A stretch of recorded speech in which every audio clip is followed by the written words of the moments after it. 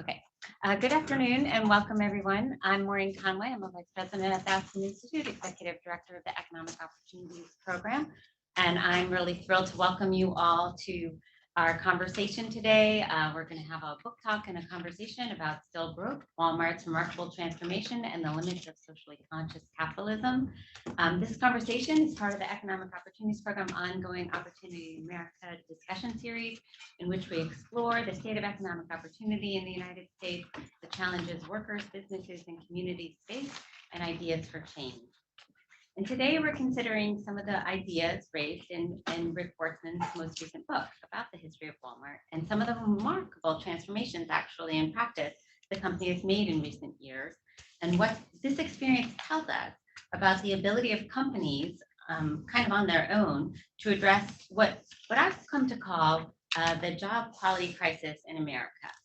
And just to put it simply, the job quality crisis is really kind of the issue that far too many millions of working people in America find that working hard at a job doesn't necessarily lead to sort of basic economic security. That far too many people feel left out and left behind by the transformations in the US economy over the past several decades. That our American dream ideal is confronting a hard reality of diminished job quality, leading to diminished optimism for the future. And this point was most recently underscored by a Wall Street Journal NORC poll some of you may have read about, which found most Americans doubt that their children will do better than they did.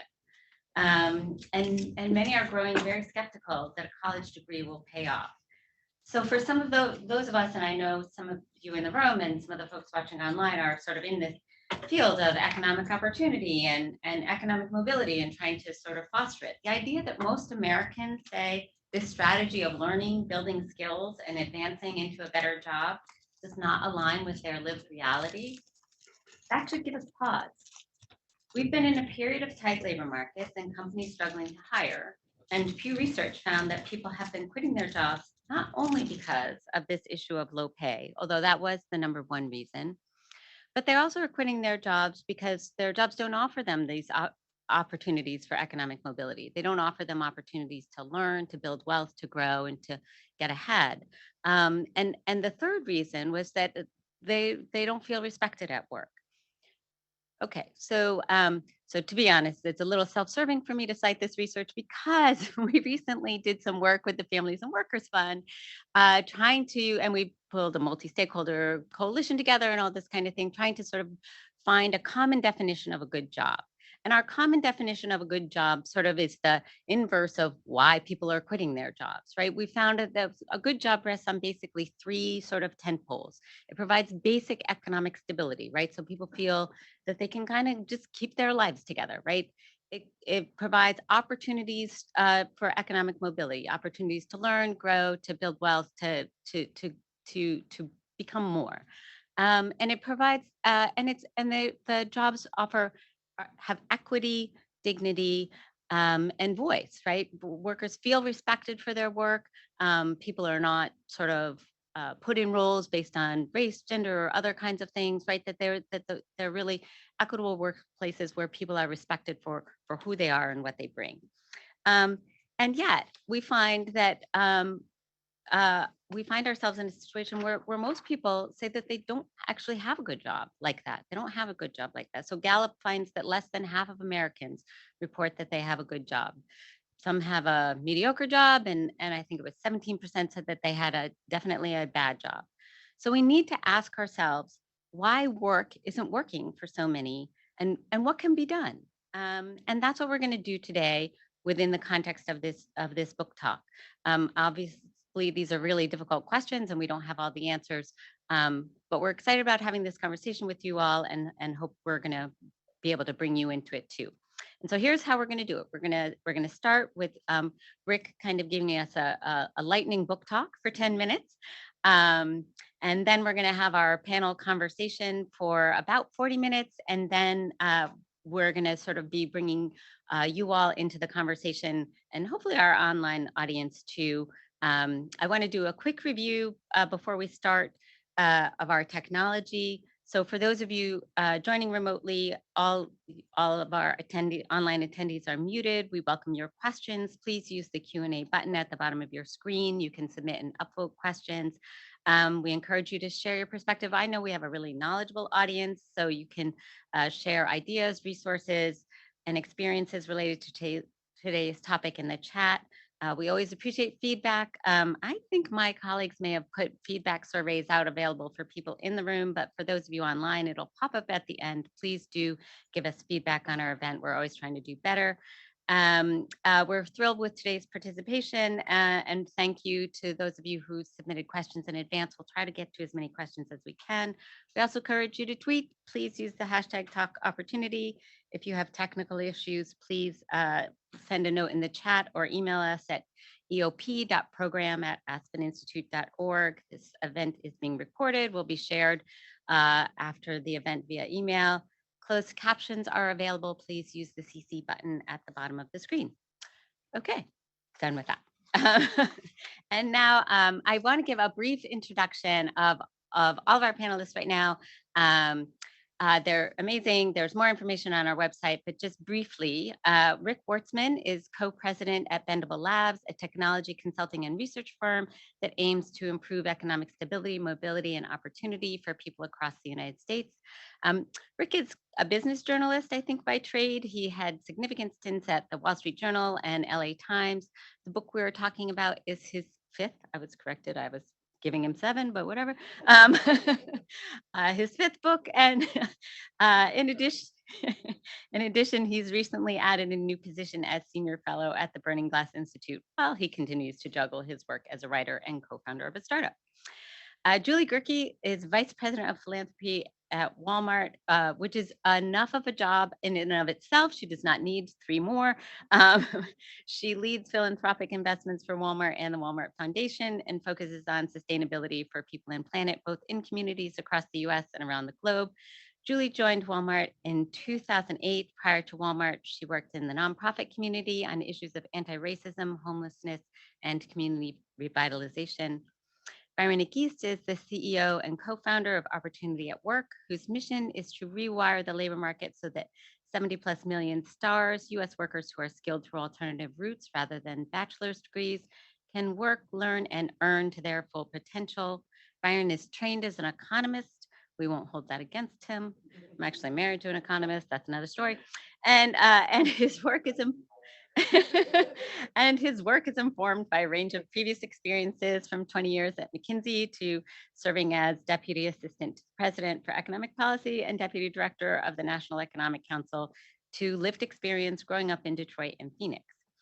In the interest of full transparency, I do want to say that the Aspen Institute's Economic Opportunities Program, as well as Bendable Labs and Opportunity Work, have all benefited from Walmart's philanthropy. And I think all 3 of us here have also really enjoyed the opportunity to kind of be a learning partner and thought partner to colleagues at Walmart as they went through some of the transitions that Rick describes in his book.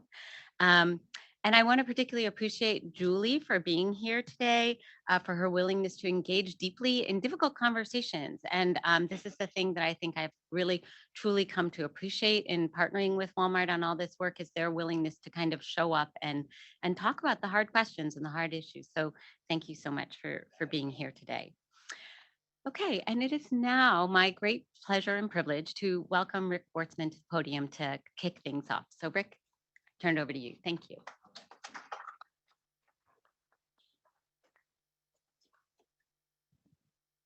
Great. Well, thanks so much. Great to be with you all today. And first of all, a huge thank you to Maureen and the Aspen Institute team for putting this together. And a huge thanks as well to Byron and to Julie for being part of this. Byron, I so admire the work you've been doing on mobility.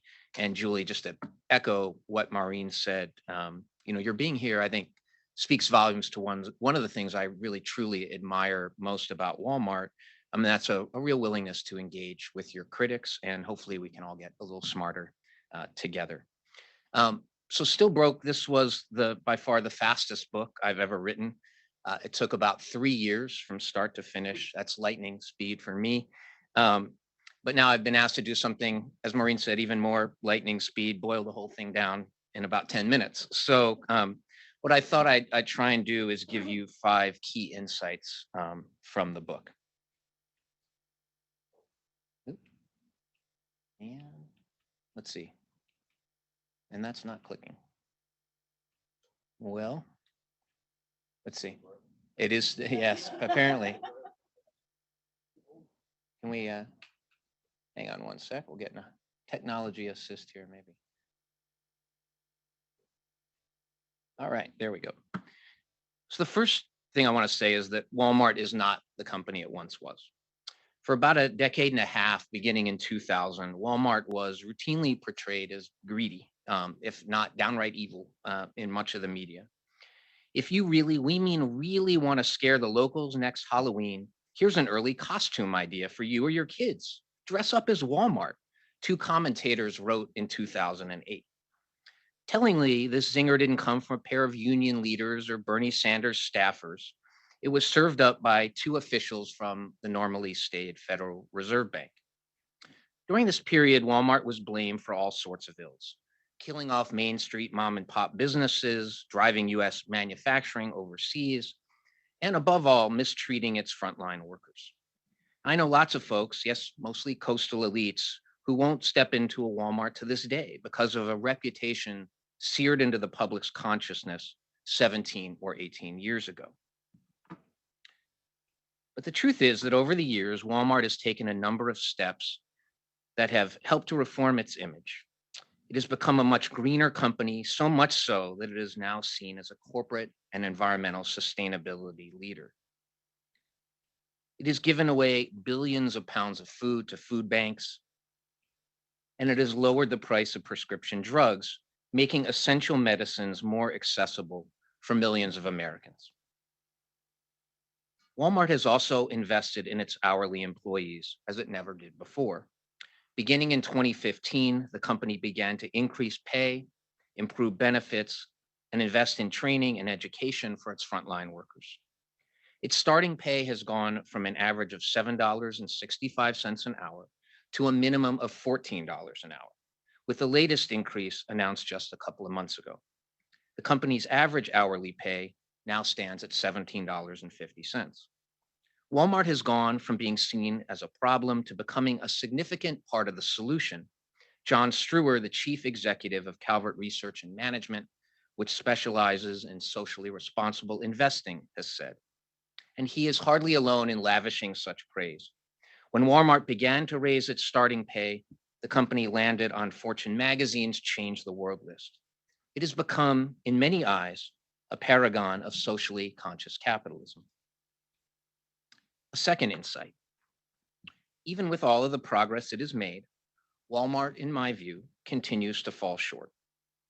My book acknowledges the progress that Walmart has made on many fronts, including the treatment of its frontline hourly employees. The first part of the subtitle of the book, Walmart's Remarkable Transformation, was not something that I composed casually. And yet, even with all of the positive steps it has taken, here's the bottom line. The average full-time hourly worker at Walmart still makes less than $33,000 a year. Too many of its associates are on food stamps and Medicaid. This is not to make light of the steps that Walmart has taken.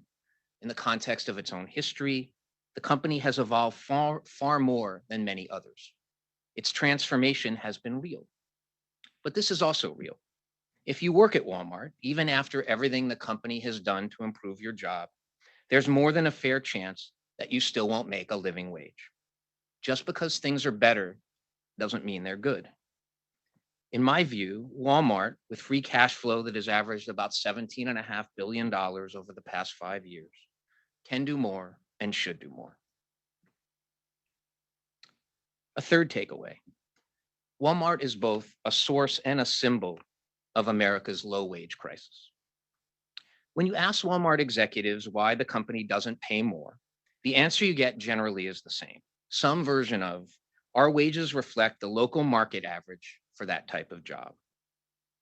Missing from this is any recognition that the market average has been weak for decades, and that Walmart, as the largest employer in the country, has helped to set the standard. As Allison Omens, the chief strategy officer at Just Capital, told me, it becomes a circular argument that Walmart is at the average. Functionally, they are the market. But beyond being a source of low-paying work, Walmart is also a symbol of something much bigger, a nation beset by a terrible wage crisis. A 2017 survey of thousands of frontline workers at Disneyland, which bills itself, right, it's the happiest place on earth, found that more than 10% of them had been homeless sometime in the preceding 2 years. 2/3 couldn't afford to eat 3 meals a day. 2/3 of some 10,000 Kroger supermarket workers surveyed in 2021 said they weren't earning enough to cover their basic expenses each month, with 44% reporting that they couldn't pay their rent and 39% unable to afford groceries. And on it goes. So that depending on exactly how you measure it, some 25% to 40% of the US labor force, that's 40 million to 65 million working people, have trouble making ends meet.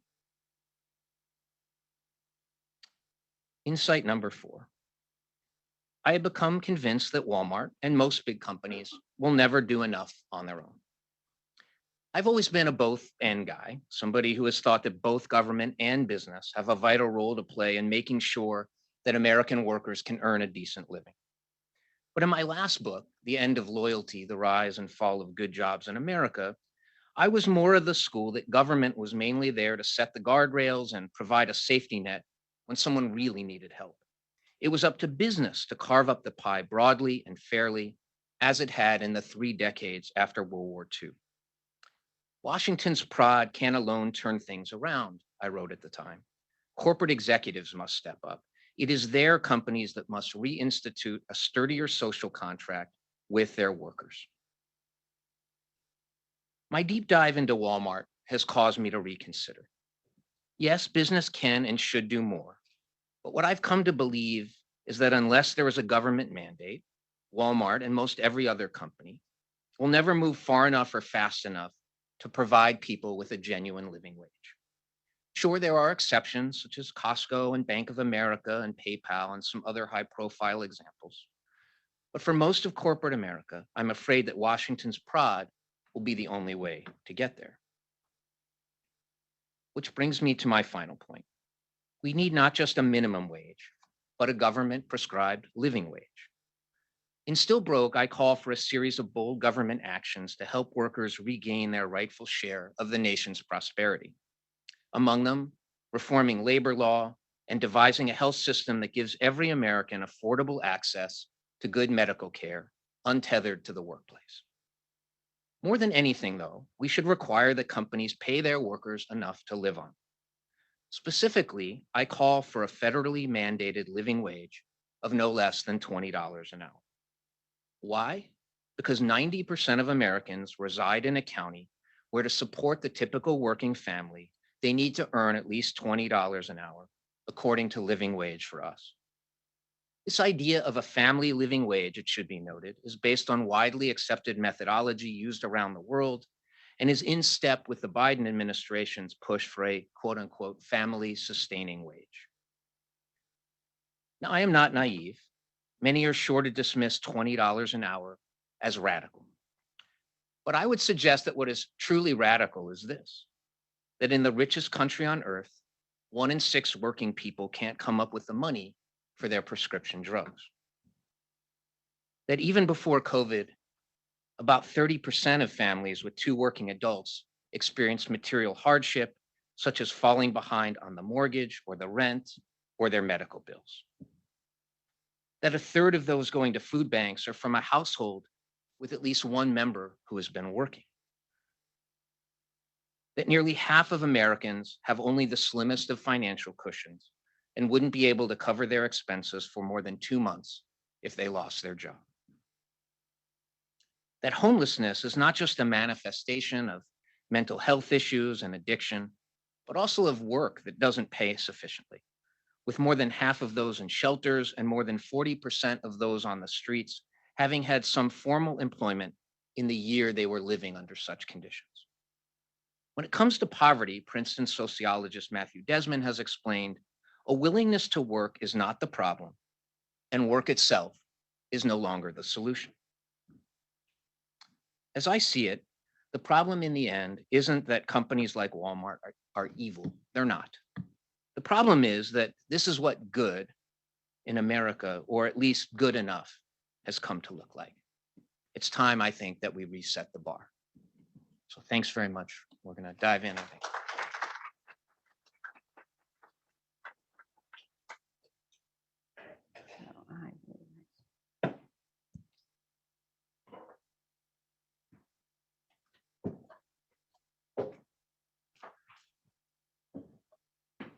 Great. Well, thank you, Rick, for that wonderful lightning overview with your quick takeaways. And Julie, so of course the first word goes to you. You've been with Walmart for about 15 years now, not the full history Rick's book covers, certainly, but you know, a significant period of time, and you've seen a lot of the transformations he's talking about and sort of what they've accomplished. And so I just wanted you to sort of share a little bit about, you know, also what kind of drew you to Walmart and to working there, and what sort of stands out to you from sort of the changes that Walmart's undergone in recent years. Sure. First, thank you for having me. It's good to kind of be back together. We've had these conversations over years, but haven't been able to be together in a while. I think a lot about what I came to Walmart for. It was not the expected career. My background is all in nonprofit, and I really thought that's where my career would be. But the transformation Rick talked about is really what drew me. I honestly came and interviewed as a practice interview. I was finishing grad school. I was invited to interview. My brother lived nearby, and I was going to come see him, interview, and then go get a job I really wanted. And that was the narrative. But over a period of conversations with business leaders primarily, I was interviewing for a job in the foundation, which is where I've been the 15 years, but I was starting to see the inklings of this thinking Rick talks about. 2 years before, the company had made a commitment to sustainability, and there were 3 parts to it: to be 100% renewable, 0 waste, and to sell items so that people didn't have to choose between affordable and sustainable. That all feels very commonplace now. But in 2008, it was not. And it kind of blew me away. For somebody who had been thinking about how to build change in the world and had been thinking about that through a nonprofit sector, to meet business leaders, not fellow foundation colleagues, saying we can solve these problems through our core business. And not only do that, but do it in a way that will strengthen the business. It won't be a side project, it'll be a core business strategy, was really compelling and challenged thinking I'd grown up with and had. And so it was kind of a nice in to say, I'm gonna work in the foundation, but I'm gonna also have exposure and be at these business tables, thinking about how we use all of our assets to solve problems. And that spirit's only grown. That's what's kept me there. Is certainly it started in sustainability, but the opportunity agenda that Rick writes about, that started in 2014, really started with the question, what would it mean to come to this different space and bring what we've been doing in sustainability there? Could we create a corporate movement similar to what we see in sustainability working on these issues? Great, thank you. Thank you. Byron, I want to kind of pull you in here. You've worked with a bunch of different companies throughout your career, through your time at Opportunity at Work. And so I was thinking you could just share a little bit about what you see in terms of the business practice opportunity in general, and what are the issues that are sort of coming up for you that you kind of want to get out on the table here for us. Yeah, well, I think as a starting point, it's worth mentioning, because I work a lot across business, nonprofit, government, et cetera, and there's not a great understanding of the different sectors within a given sector. So for example, say, what should business do? I mean, business is an incredibly diverse, right, set of players. I mean, of course, there's small businesses and there's kind of like, you know, and big businesses, but even within big businesses, the economics of a Walmart versus the economics of a Google versus a bank and so forth, they play very different roles. If you look at the workforce, for example, there's a lot of roles in Walmart that many other businesses don't have those roles because they outsource those roles. People are still doing those roles, and so there's a lot of factors that I think are worth looking at. And so I guess the way I see it is, to Rick's point, it's very important to have clear laws and that those laws be enforced. And part of the challenge is there's been an evisceration of the ability of government to actually, implement the laws that are already on the books, the enforcement. And I do think that's very important to say. But then it's really important that those be clear and predictable, and that businesses can have a basis of competition to innovate and create new demand and so forth, because that's actually where better jobs come from. The single most important thing I think can do to raise wages, it's not the only thing, but it's an incredibly important thing, is that there be growth, that there be new markets that businesses are competing for, and they're hiring up people to go after them. And by the way, that they're not so insulated from competition that they think, well, we don't even have to do it, right? It's really, really important, because the labor market is a bilateral market. The labor market isn't just for businesses to pick and choose. They're like, oh, I'll take one of these, one of these. No, it's for people, right, to find their path, not just to earnings, but to learning and all the rest of it. And I just think we just have a starting point problem with the way we think about the job market. I think in many kinds of rooms sort of like this, there's an assumption that people are problems to solve, but actually people are problem solvers. And I think there's a lot more that can be unlocked on the business side. And I'll say a little bit more about what I think Walmart might be able to do more than it's doing, but I would start there. If you start with people, thinking about people as, as talent, as assets, as gifted, as skilled, which they are, you get to very different answers than if you start in a different place. Yeah, Maureen, can I jump in and add one thing? Sure. So I completely agree, Byron, with you that obviously businesses need growth and the economy needs to grow, if everyone's going to be lifted up. There's no doubt about that. But I think we should also recognize the economy has grown immensely since, say, the 1970s, right? And what's changed is the way the pie is carved up. Mm-hmm. And that workers and frontline workers are not getting the share, right, of that economic growth that has happened, or productivity growth, any way you want to cut it. They are not getting the share that they did. So something else has fundamentally shifted, right? It's not like, oh, if only we had growth, this could sort out. And we have to persuade business that growth will come if they do these things. We've had growth, and the problem's gotten worse and worse. And so what I suggest is that something that has changed, and Maureen, you and I were talking about this, is culture, our larger culture, corporate culture, our norms, our expectations. And I think, that's not all of it, but that's also got to change. Sort of, we shouldn't have to work so hard to persuade business why this should happen. This is how the world used to be, more of, and I think we got to get back to some of that sharing of prosperity. Yeah, I think, well, I just wanted to say what I appreciated about what you had to say is sort of the way you sort of framed the starting point of our labor market being, I think, too flat, right? And the other thing we were talking about, it's kind of like dehumanizing people, right? Sort of thinking of people as widgets rather than people as people.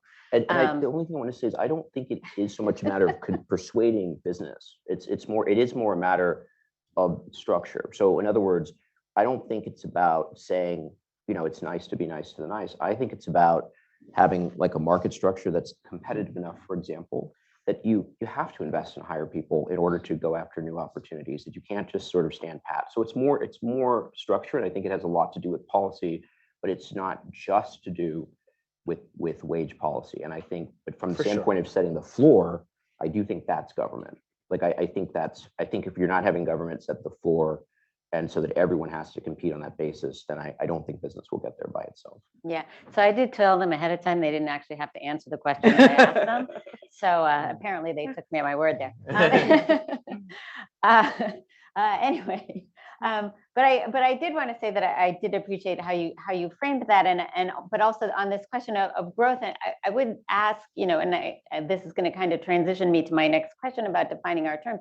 I think one of the problems is that we do have good measures for growth, but we have fewer measures for sort of human well-being and that kind of thing. And I think part of the issue is, so I sort of defined at the opening what we think of as good jobs. And if you want to read more on that definition, ASPN./good jobs, you can find it. But, we spent some time really sort of defining, because I think a lot of people talk about good jobs, but we don't really establish sort of what does that mean and how do we sort of see whether we're really meeting it. And so, Rick, I'm going to come to you to, maybe reflect a little bit more on sort of what you saw with Walmart, but unpack a little bit. What do we mean by socially conscious capitalism? Like, how would you sort of impute that from what you were talking about with Walmart? I think different companies talk about it in different ways, right? Walmart often refers to this concept of shared value, right? Of doing things that are good for the business that also are good for society. This concept that comes from Michael Porter and Mark Kramer, kind of their framework.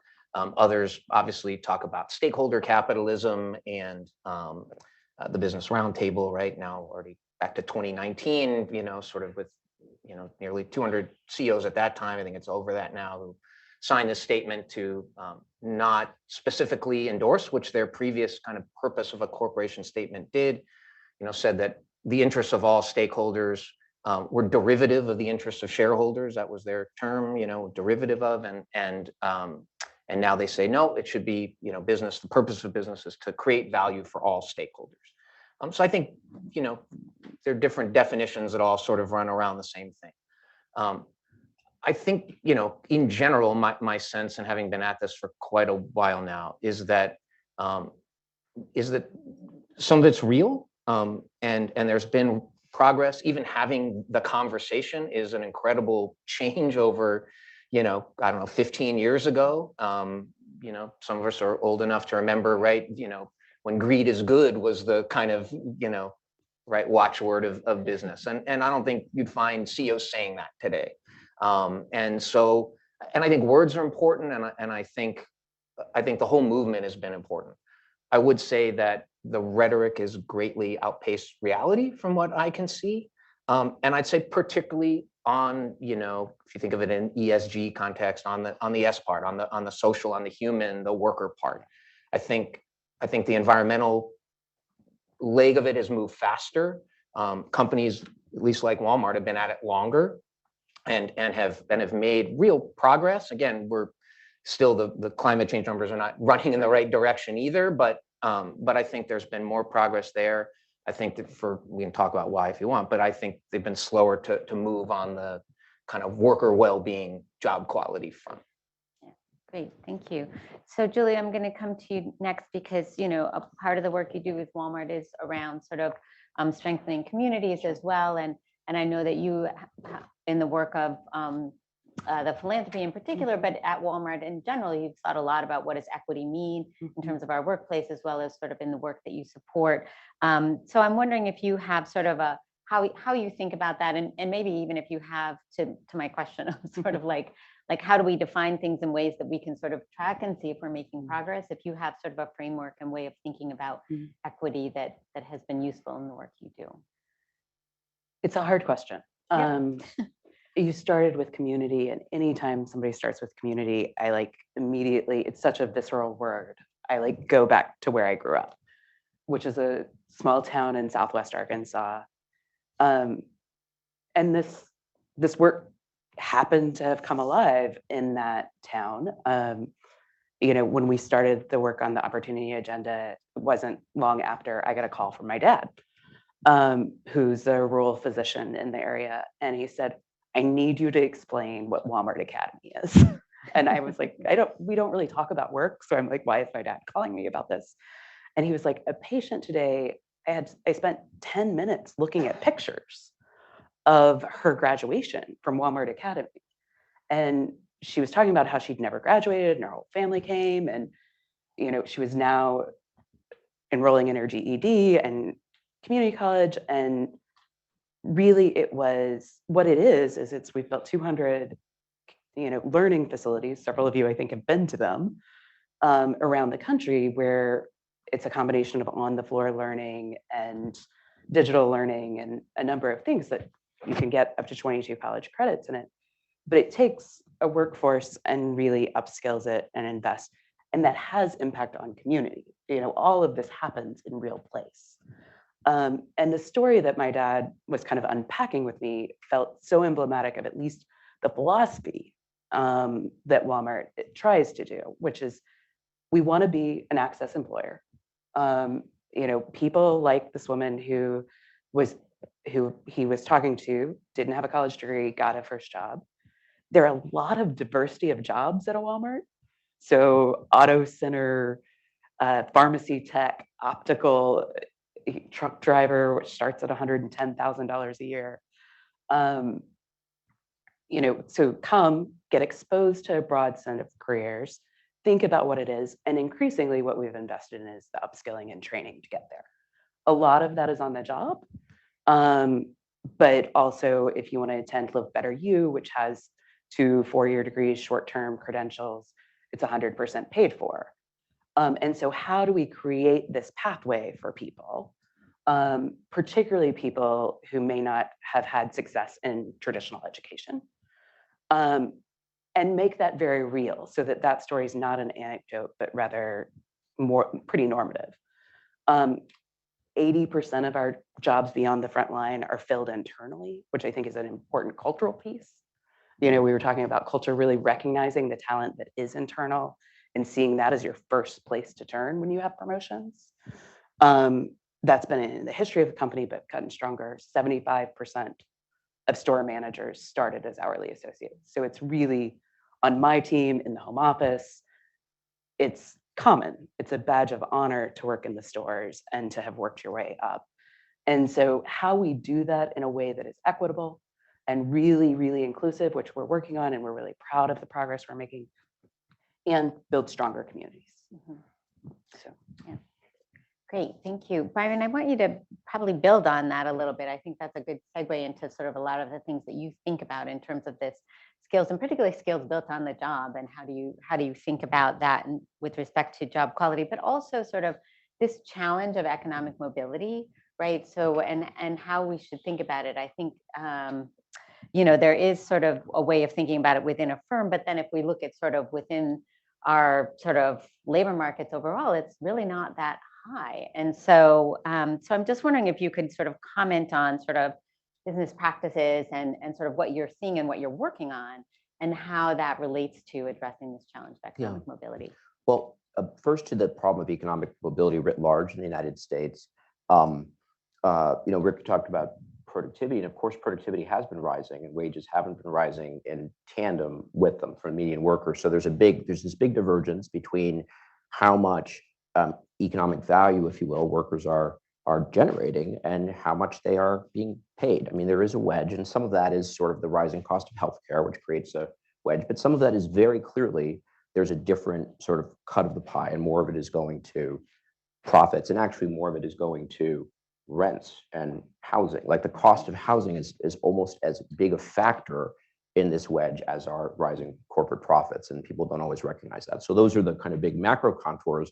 And then in the sense of how people move through the market, Opportunity at Work is particularly focused on 70 million Americans who are very much working all the time. They are skilled through alternative routes. They're stars. They don't have bachelor's degrees. They absolutely have skills, and very valuable skills that are undervalued in the market. And just to give you a sense of it, it's been true for as long as we've had statistics that someone with a college degree would make more as a starting salary than someone without.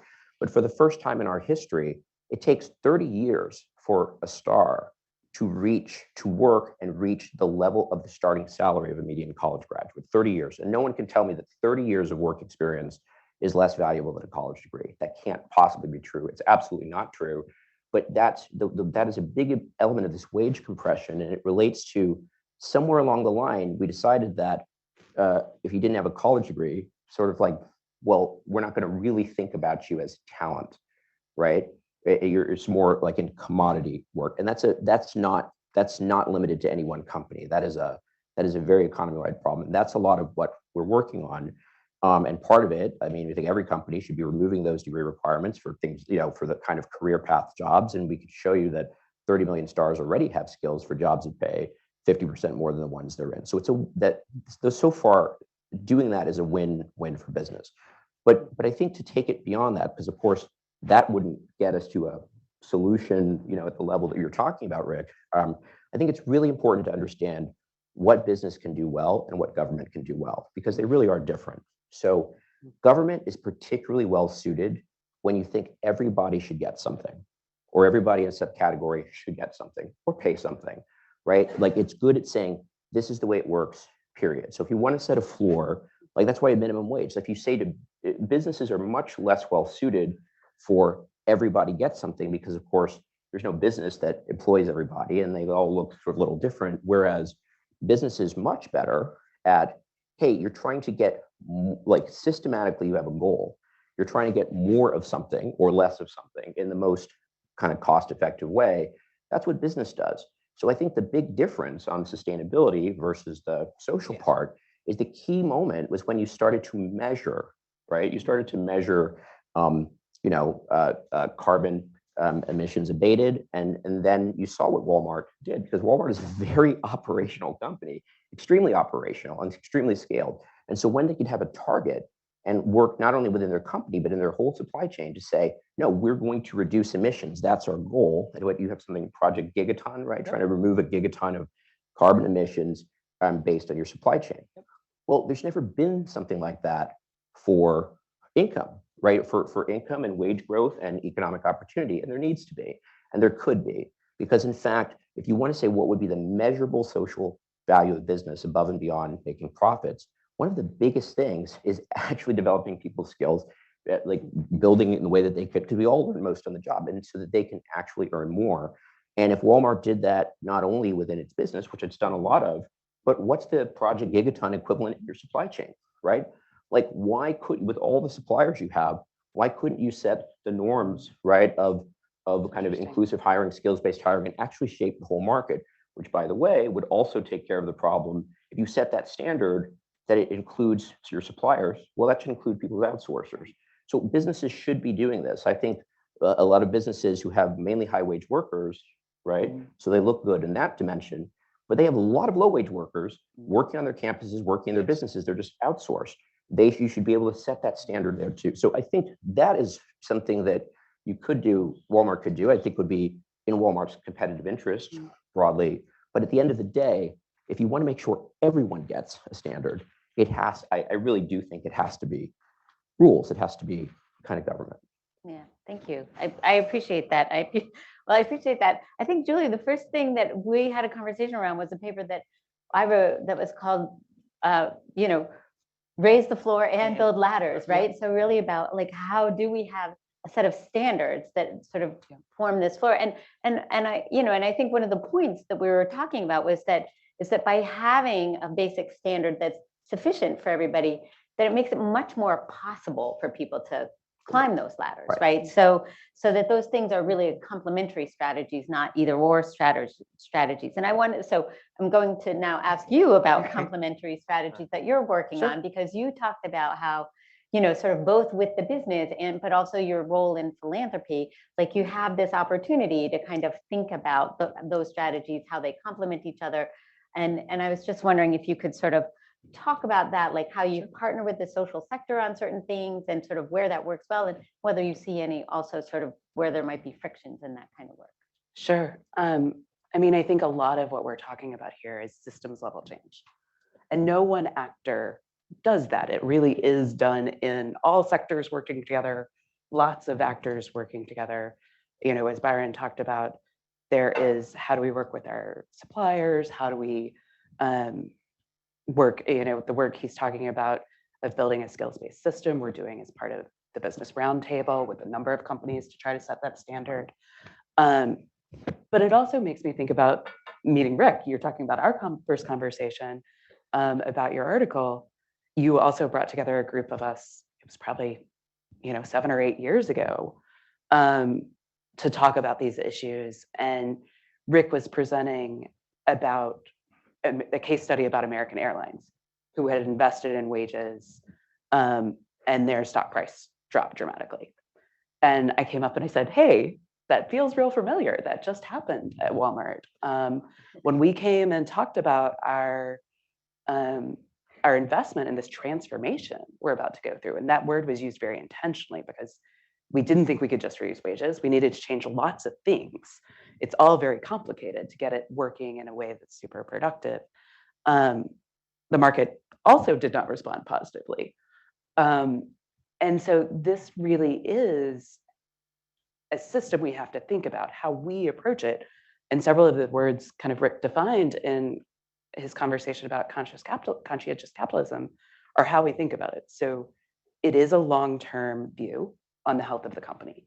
And it is believing that shared value that solves social and environmental problems that are relevant to the business and create business value in the long term will build a stronger company. And the depth with that is felt at Walmart is very real. It's then also believing that we can do this while investing in multiple stakeholders, that we can invest in associate wages, associate growth, all of these things. We can invest in price for customers, things like keeping inflation, we just announced the Easter meal will be the same cost as last year. So those kinds of things that are very real to consumers, and shareholders can get a meaningful return. And that takes a lot of thoughtful work to make it happen. And it's really how the business works, and we lead and feel like that's the biggest model for change. But it can't solve everything. And there are market failures. There are just issues that aren't suited to it yet. And that's where we bring in our philanthropy, is to say, given we sit in the business and think about this, what are we seeing that the business just can't quite figure out yet? And what are the societal ways we can invest in NGOs and thought leaders to really get at the root cause of that, so that over time the market will work that way? And how do we engage others in that? Coalitions, other businesses, NGOs. Our list of partners is probably thousands long. It's hard to even comprehend. But that is how we think about change. It doesn't solve it all. We're absolutely on a journey. These problems are hard, but I think it's a way to think about change. And increasingly companies are coming and saying, how do you do that? And how might we think about it that way too? Yeah, great, thank you. And I love that sort of investing in thought leaders who are trying to think about ways that markets can work differently. So Byron, I come to you, trying to rewire the labor market. So, I think this issue of sort of systems level thinking, and I think this is one of the things that's always sort of, how do we match up sort of the system level thinking that we're trying to get to with sort of what are individual actors within that system doing? And I was wondering if you could sort of comment on it from this perspective of what businesses are doing, what you see as opportunities, and I think you and I have both had this experience with businesses where it's sort of like you were saying, how they, 30 years of lived experience doesn't earn, and you're trying to sort of point out to them, like, this is of value to, it should be a value to keep them, it should be a value to you reduce your turnover or improve your vacancy rates, et cetera. It's just not matching up in those systems that they use. So I was wondering if you could comment on sort of what do you see as sort of like some of the opportunities, but what are some of the frictions also that, the challenges that keep businesses from sort of doing the things we're trying to sort of make markets work for them to do? Right. Well, if you think about systems change, you can see, like, you're in your current state is a certain type of equilibrium, which is to say, if one business changes everything it does and nobody else changes anything, that business's initiatives might not be successful. Whereas if multiple things change, right, like they might very well be very successful. So the question is both, where are you trying to get to, but also how do you get there? And so, look, I think we're for us at Opportunity at Work, we want to get to a world where if you can do the job, you can get the job. And we don't say half the people are talent, the other half are something other than that.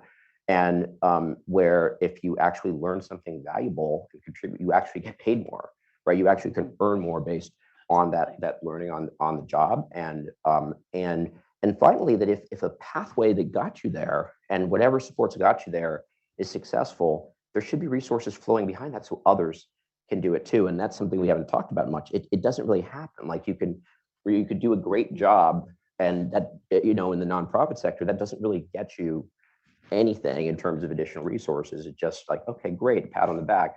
And so, so I think those are, and fundamentally, I agree with you that it's the conversation here, that having a higher floor where people were not at risk of falling off the edge every minute of every day would make it much easier for people to invest in themselves, to be more entrepreneurial. We know this, and we saw it during COVID too, when you had like some public support for people, how much they were able to sort of move in different directions.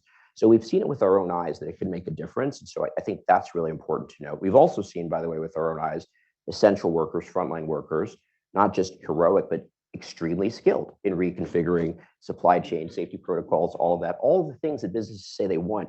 We saw that in frontline workers that they're not taking seriously in these pathways. So all of that is true. But I think when we say at Opportunity Work, we focus, like remove the degree requirements, for example, build these pathways, have an alternative route strategy.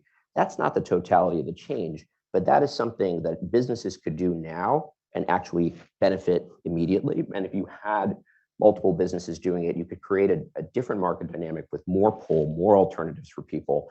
But ultimately then, to get the full picture, Rick, once you do absolutely have to have public policy, and I would say coordinating institutions. Every place in the world that has done a decent job at this, a lot of them in Northern Europe, I think Australia has done a pretty good job.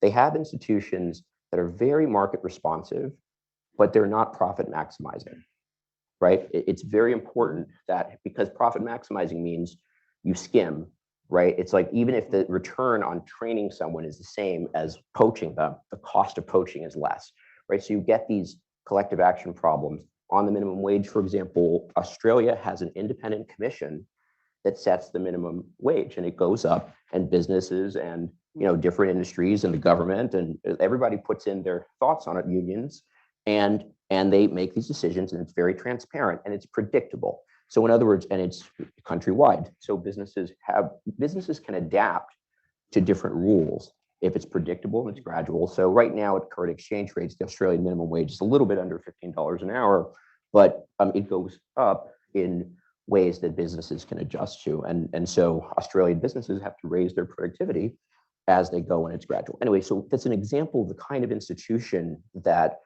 could make a massive difference. But you can't, in such a complex economy, you can't set aside the value of a market, but you need to have workers as customers of the labor market, not as just commodities in the labor market. That's the key. Yeah, thank you. So, and I think that's going to get me to Rick in a question, but I want to sort of alert people that I'm going to come to the audience for questions soon. So, be ready.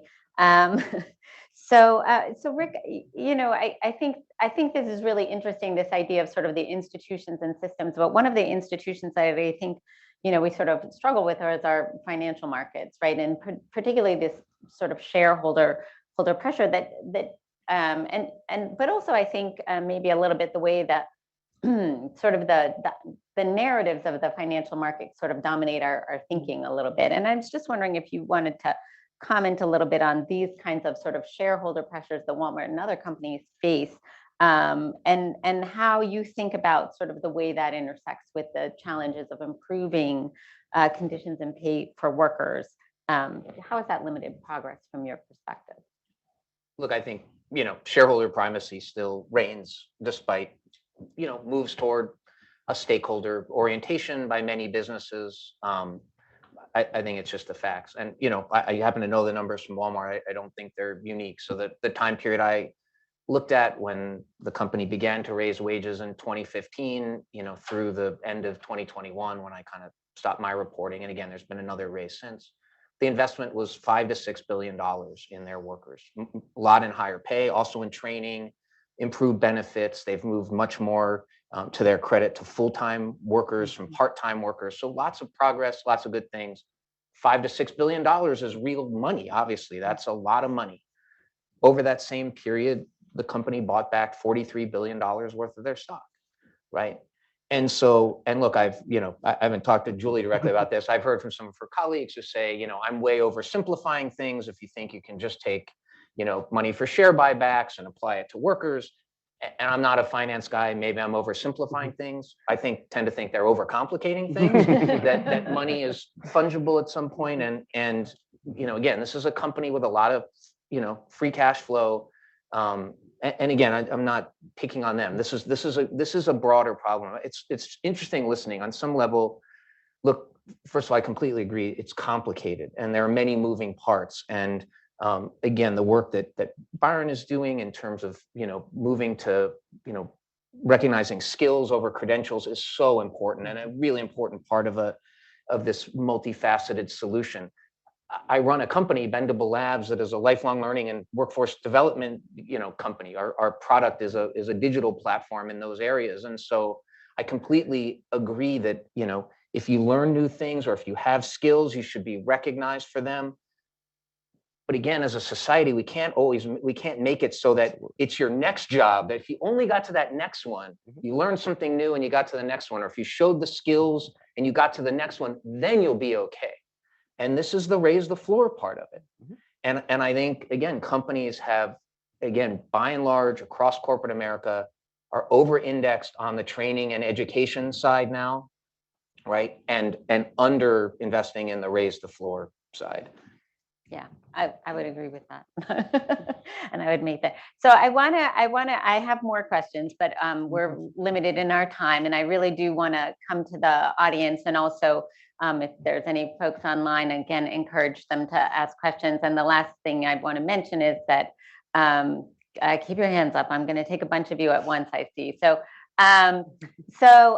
is that we will be having a book signing after this for those of you in the room, so please don't rush away. Okay, so I am going to go Mark, Molly, the gentleman in the front. I'll take this side and then I'll come to this side. So Hi, Julie, good to see you again. Good to see all of you. Mark Popovich, retired from EOP. A nerd question, because I know you're a nerd, and it's around metrics, measures, and benchmarks related to all of this issue.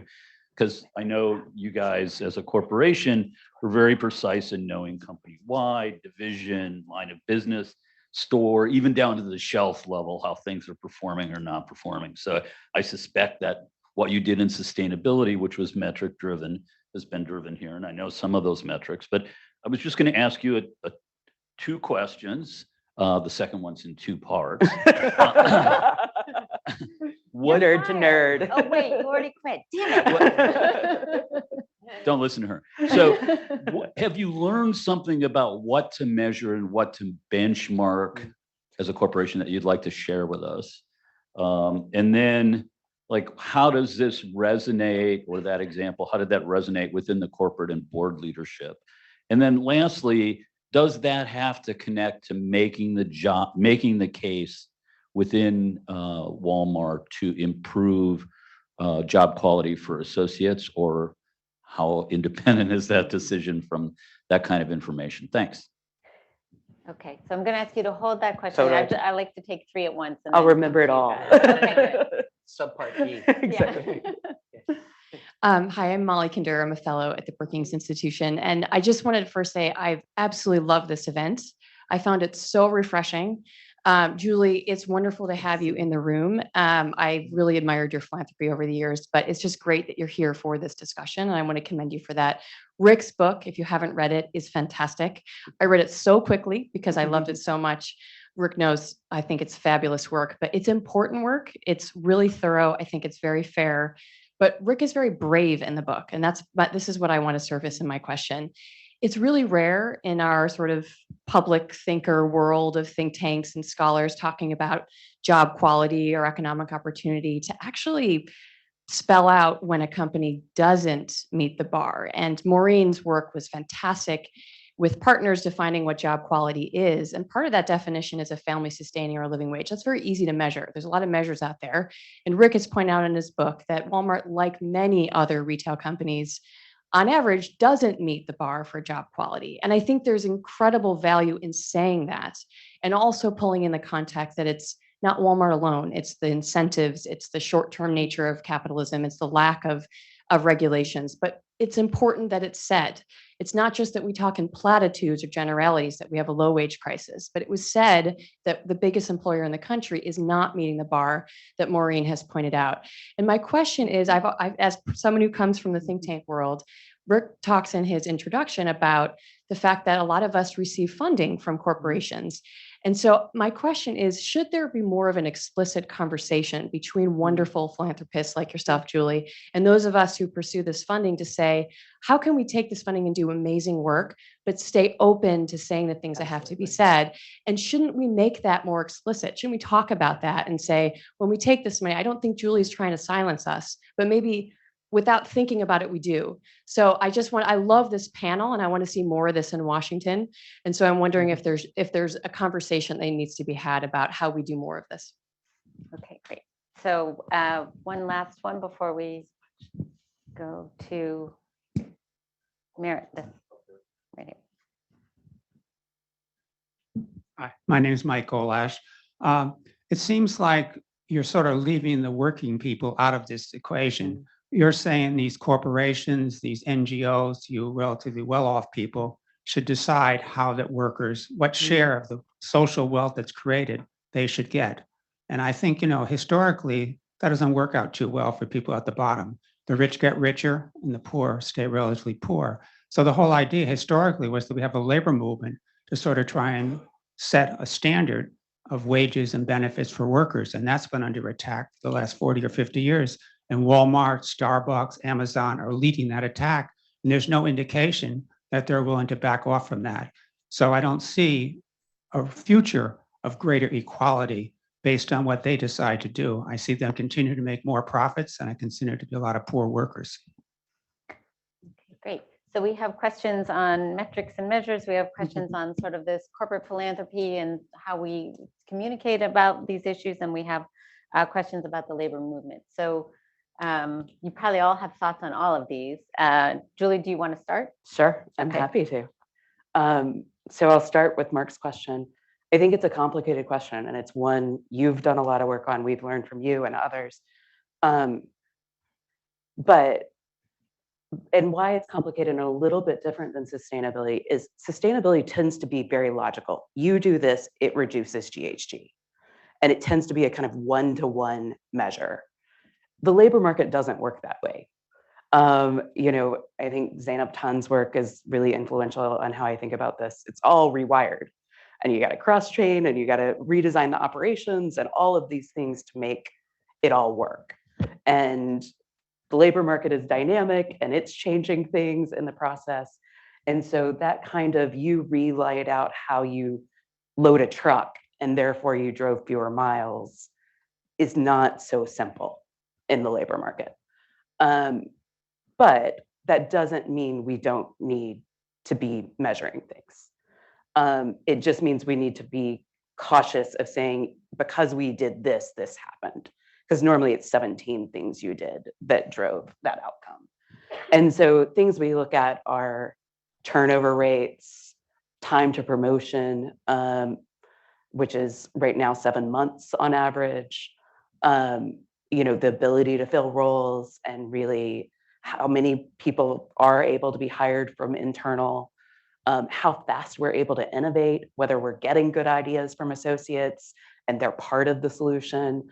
It's a broad range of metrics that we're thinking about because the diversity of the labor force is there too. We have people who are intentionally part-time. As Rick said, our workforce is now over 70% full-time, but they're pretty young. That's, when you have a workforce from 16 to 99 or maybe even broader, what I want, what you want, what is all different. And so those metrics that matter for each person are different. So that's an insufficient but starting answer for you. And I think when you asked about how we talk about it, I think internally people understand that. And so anybody who comes in and says, I am going to do this and therefore this will happen, there's skepticism. But I'm going to do these 4 things and I think together they'll do this. I think starts to be heard in thoughtful ways. And then it's how are we going to iterate to make sure we get that outcome, because we may not have gotten it right just in our first look. Coming to Molly, I mean, I think this is something literally my team spends a lot of time talking about. We talk a lot about how we both work with people we disagree with, we fund projects, we make sure that the power dynamics are as minimal as possible, which is really hard in funders. And I think hopefully all the people on the panel can attest who have been funded by us to say, we've had tough conversations. I happen to work at a company that embraces that and that says, you know, I've been asked in evaluations at my annual evaluation, how many critics did you listen to this? How much time did you spend listening to divergent voices? That's rare. I don't think many of my fellow funders are encouraged to do that.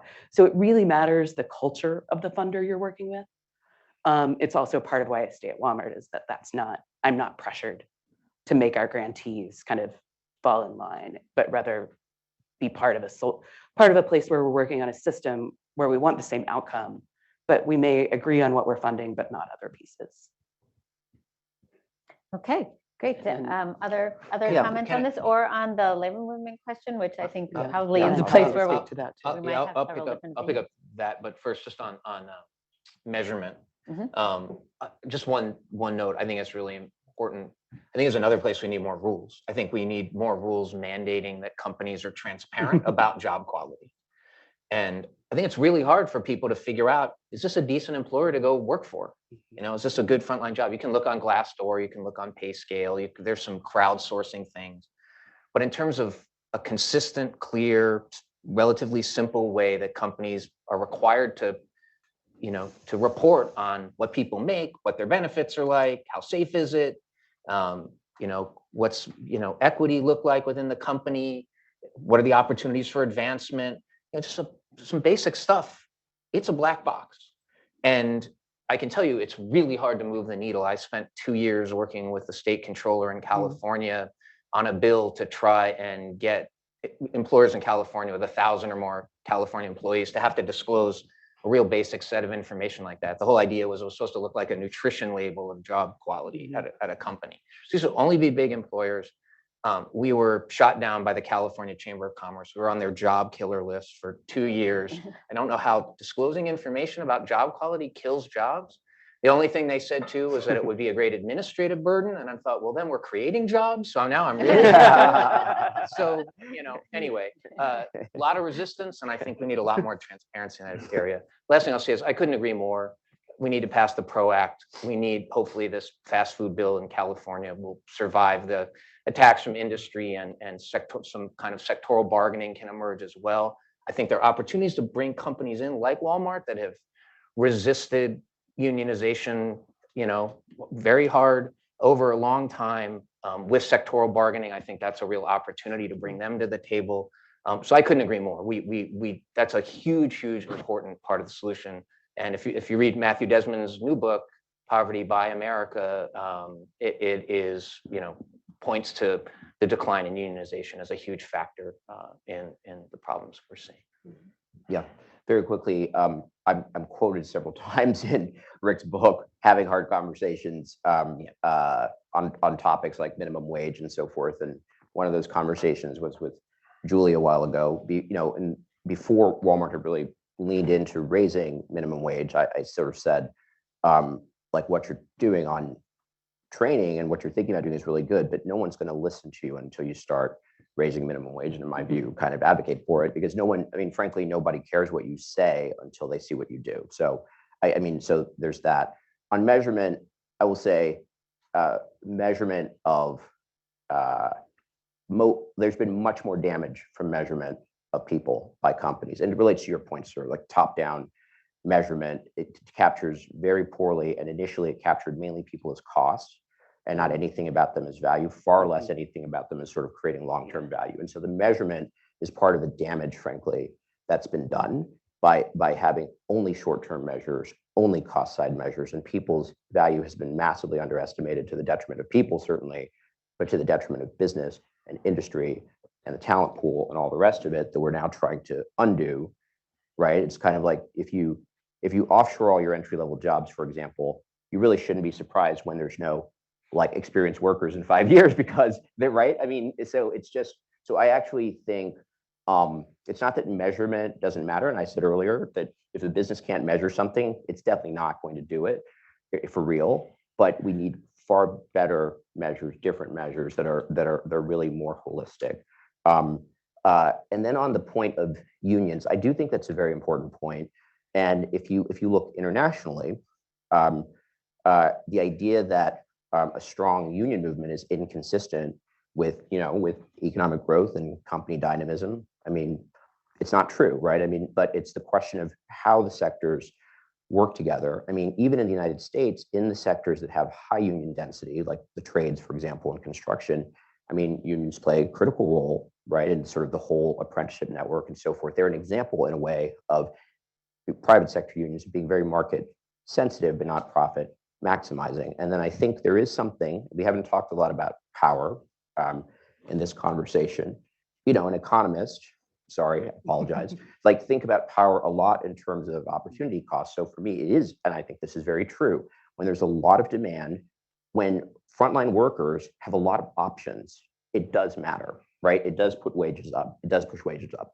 But the union movement matters because it's, aggregations of power matter. And one thing I will say about the union movement, it's quite striking, and economists would not predict it. The union movement in this country has historically been a very important part of the coalition to, say, increase benefits for everyone, whether you're in a union or not, right? If you were totally self-interested, you would kind of say, hey, that's a reason to join a union. But, it's sort of like, there's so many things. So I do think it's very important. It's also complicated. How do we get from where we are now, right, in the private sector? I mean, union density is so low and it's very kind of sector specific. I don't think it makes sense to depend on that strategy as a single strategy for raising wages and the like. But I think there's a lot of evidence that it can be constructive. How we get from here to there is a different question. Yeah, and just to add quickly on that union point, I do think yes, we're at a historic sort of like high in terms of the popularity of unions among people, and polling would sort of say lots of people want a union, and sort of at a historic low in terms of coverage of union representation. We actually are doing some work because back to not maligning economists, I mentioned I'm married to one. I actually started a PhD in economics myself, whatever, I have an MBA. And what I will say from all of my various economics training over the years is that business leaders are really trained to have a lot of antipathy towards unions, right? Like this is the business culture that we've built. And so one of the things that we're doing within the Economics Opportunities Program is trying to have sort of off the record, quiet conversations with business leaders who are interested in sort of just basically learning more about unions and how they operate and how to think about them, and try to think about, can we sort of start building a little bit more kind of constructive culture around sort of, how we sort of talk with maybe an organized workforce, whether it's organized capital L labor, or what have you, but how to really think in maybe a little bit different way about that. So that's, a little bit of. And our friend Roy Bahat our friend Roy Bahat is teaching a class to MBAs on that subject as well. Yeah, exactly. So, anyway, so stay tuned, I guess. Yeah. Right here, and then those will be our last two questions. Thank you. Hi, I'm Raj Boya, a DC resident. Thank you to the author for writing this book. This is a fantastic conversation. Hope there will be more conversations of this nature.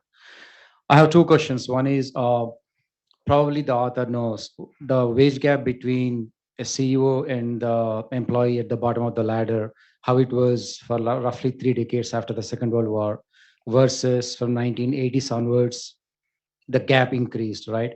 So hypothetically speaking, if we were to go back to how it was from 1950s to maybe late 70s, how the situation would be. My other question is, corporations that do not take care of their employees well, it makes me wonder why they have a foundation. I would like to know what your take on that is, because it doesn't make sense to me at all. On one hand, you are not taking care of your employees. They're on food stamps. they're on Medicaid. That means the state is subsidizing. And on the other hand, you say you have a foundation for what purpose? Is it about publicity, campaign? I mean, I don't understand. I would like to know your take on that. Thank you. Do you want Julie to take the second and I'll take? We'll take this question here and then we'll. Yeah. Thank you. Oh, go ahead. Sorry. Yep. Thank you so much. My name is Pascal. I'm with the Council for Inclusive Capitalism. I want to bring this back to a values level for a moment. And per your view, what are the key guiding principles that form the moral imperative to spur the business case to transform the capital markets? So again, those key guiding principles, and I know that there's not one size fits all, but per your experiences, what are those transformations to create the laws and the rules that are necessary? I can start with a Julie, couple of I'm things. going to if you let want. you start with a couple of things, but also I want to say, like, throw in your final closing remarks. Okay. This is it. So on the foundation question, I want to somewhat disagree with the premise. I've always struggled with this idea that like a workforce on benefits is a bad thing. We hire people who are on benefits. There are work requirements for benefits. And so getting that job, building skills and moving off benefits is hopefully a role of the private sector. As a large employer with a big front line who hires people who are on benefits with work requirements, we have a large group. We're trying to move them off through work and growth. And so, but the piece of the foundation is also really important for the reason we talked about. It's another tool to make change. And so how are we really investing in multiple ways? Just like stakeholder capitalism, it's not a one or, it's a all of the above. And then quickly on the principles question, Byron said something that I think is really important to underline. This like view of labor as an asset and a value creator versus a cost is really important. And it's cultural, it ties to unionization, it ties to lots of things. And so how you really lean in and build culture and principles that start with the idea the entire workforce creates value, has skills, and is worthy of investment versus cost. And even that frame of investment versus cost is really important. Okay, Byron, I'm going to go to you next and let Rick have the last Okay, word. sure. So say Rick will address the first question too, I assume. But you know, on the question of values, I think the starting point is you know, markets are not golden orbs descended from heaven, right? Like markets are human institutions, government is human institutions. Everything we're talking about here is built by people in civilizations, and it's for people. Like markets are for people. People aren't for markets. Markets are for people. The purpose of a market, the purpose of it is to make, to allow people to flourish, right? I mean, and the labor market specifically, and again, economists are going to have to take the rap for this. We economists modeled the labor market as supply is people. We don't do that at Opportunity to Work, by the way. Our supply side is as talent developers and the kind of, but economists say supply of labor is people and demand for labor is companies. And they model it such that, and this is inherent in like all our policy systems, is if nobody would work, nobody would want to do anything, create anything or whatever if they weren't paid to do it. It's leisure preference is the, you know, nice like technical term. It's ridiculous because all the psychological evidence, we have massive amounts of evidence that long periods of unemployment are devastating, right, for people's kind of self-concept, the kind of learning, the community, the mastery, all of these things that are part of work, in addition, of course, to earning a living wage and all the rest of it. So in other words, you could just as easily model the demand side of the labor market as people and the supply side as companies and employers competing with offers to supply that to them. And whenever you see a tightness in the labor market, great resignation, you've heard that term recently, it starts to look like that. It starts to look like companies competing with offers for people. And for some people, it looks like that their whole careers, like, you know, the MBAs and all the rest of that.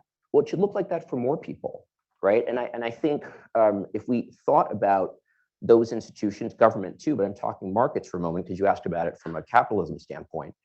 It would be really great if our institutions reflected that. Even our accounting code, FASB accounting, treats machines and software as fundamentally more valuable than people.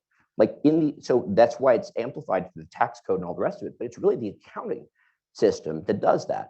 You are more profitable if you solve the same problem, same cash in, same cash out. If you solve it with people, cross-trained, right? Like all of that, you will look less profitable in FASB accounting than if you solve it with machines and software. It's literally an anti-people accounting code. That's how deep the systemic problems go.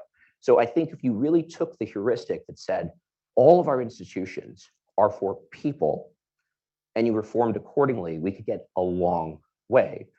But part of that would have to move government, politics out of this zero-sum thing where right now we're hurting other people, right? You know, it's kind of like we've got, that's a big part of it. We haven't talked much about it, but that's the fundamental principle. All of this is for people. People aren't fodder for any of this. People are meant to be the beneficiaries, and that's how we have to think about it and reform our systems. Great, thank you. Rick? Just a couple of last quick points. And so, you know, we went from what, 25 to 1, something like that, in the mid 60s as, you know, CEO to worker pay, and we're at, you know, 300 whatever to 1 now, and in some cases it's, you know, way higher than that, over 1,000 to 1. You know, I think it's a symptom of a bigger issue, which again is a symptom of why shareholder primacy is so hard to root out, right? We turn CEOs into key shareholders themselves, and you know, most of their compensation is now based on stock, and so they're incentivized to look at the world in a lot of the ways that, you know, Byron was just talking about, and to be more short-term oriented in many cases, and to look at labor as a cost constantly, you know, as opposed to something adding value over the long term. So again, all the incentives are wrong. I think the other thing that is done, though, it has created a distance that I don't think existed as much in the 60s or 70s. Leo Strine, who some of you may know, was the head judge in Delaware, where a lot of business laws, you know, litigated. He said to me, you know, in the 60s, the CEO lived in the biggest house in town, but they didn't live like in a whole different world. And I think that there is a gap now. As much as good CEOs like the Walmart CEO, Doug, are out in the stores and talking to people, but it's hard to not have an empathy gap, a lived experience gap. When you make $25 million a year and your, you know, average worker is making $17.50 an hour, I think it's just really hard to relate. And I think that gap is actually part of the problem. It's created this social distance between the C-suite and the front lines. The last thing I'll say is, and maybe this goes to the moral question, you know, I like to use that word because I think there's morality about this. There's just right and wrong. You know, I've said this, you know, many forums as I've talked about the book. You know, I don't want to live in a society where people get up, go to work, and then have to make terrible trade-offs, you know, at the end of the month between paying their rent or buying medicine, being able to afford medicine, or putting enough food on the table for their kids. Again, even with this gap between, you know, of lived experience, I don't think most people in the C-suite want to live in that world either. And I think, you know, we've seen CEOs who've actually, when they've gone out and we need a TV show, right, to do this, Undercover Boss. But when real CEOs have gone out and actually gotten in touch with their frontline workers and done surveys and have learned, right? Dan Schulman at PayPal is a good example. I mean, they came to, from what I understand, is really kind of a genuine living wage sort of system, and gave huge, you know, it made huge investments so that their employees could have affordable health care, gave them stock in the company, made everyone owners, did all this stuff. Why? Because he went out and surveyed and found out, oh my God, we have all these people on food stamps and Medicaid and struggling to get by, and didn't, like, somehow had missed that and was like, well, you were paying them whatever, 12 bucks an hour. What did you think was happening? But once he did realize that, I think these are good people. And so I think there is a moral case to be made here. I don't think anybody wants to live in a society like that. And so I think actually an open, honest conversation about that can hopefully, you know, go towards some of the solution. Yeah, well, thank you both very much. Thank you, Rick, Julie, Byron. As you can see, this is why these are some of my favorite people to chat with. So want to give you guys a huge round of applause. Thank you all. Thank you. I also want to thank my colleagues, Colin Cunningham, Amanda Finns, Matt Helmer, who's sitting back there, Tony Mastra, who is online somewhere, Merritt Steuven, Maxwell Johnson, Victoria Prince, Seaning Young. I have such amazing colleagues, and our Aspen AV team. We have amazing colleagues, and they do fabulous work. I want to give them a round of applause too. So thanks to everybody who joined us and on social media for tweeting about it. We're using the hashtag Talk Opportunity. It's always great to hear what you think. Please do fill out our feedback survey. Thank you for joining us and sharing your questions. You can also send us an email at eop.program@aspeninstitute.org. Let us know what you think. Please join us for a little book signing after this. And thank you all so much for being here today. Really appreciate it. Thanks, Maureen.